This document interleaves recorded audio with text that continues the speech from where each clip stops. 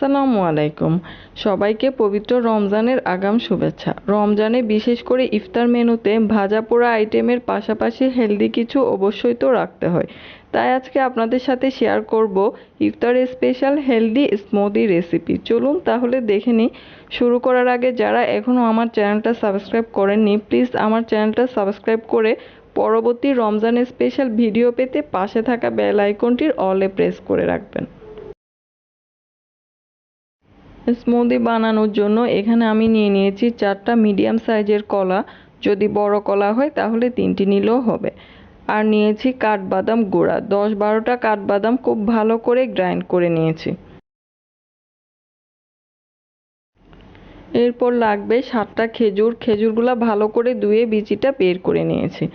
এখানে আমি নিয়েছি 1.5 কাপ লিকুইড দুধ জাল করে এরপর ঠান্ডা করে নিয়েছি।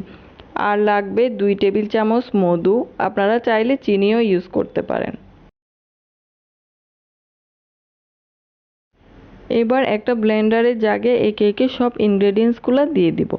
ব্লেন্ড করার সময় আমি খুব সামান্য পরিমাণে লবণ দিয়ে দিব যাতে মিষ্টির ব্যালেন্সটা ঠিক থাকে। আপনারা চাইলে স্কিপও করতে পারেন।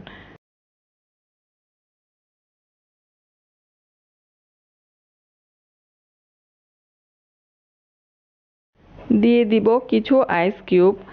এখন ঢাকনা দিয়ে সব কিছু ভালো করে ব্লেন্ড করে নেব। তৈরি হয়ে গেল খুবই মজাদার হেলদি স্মুদি। আমি কিছু ডেজার্ট গ্লাসে স্মুদিটা ঢেলে নিচ্ছি।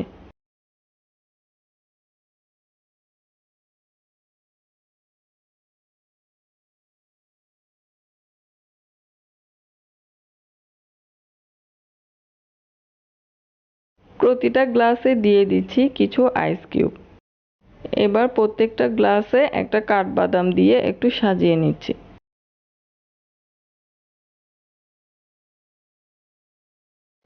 আশা করছি আমার আজকের রেসিপিটি আপনাদের ভালো লাগবে। ভালো লাগলে ভিডিওটাতে একটা লাইক দিবেন আর কমেন্টস করে জানাবেন। সবাই অনেক ভালো থাকবেন। আল্লাহ হাফেজ।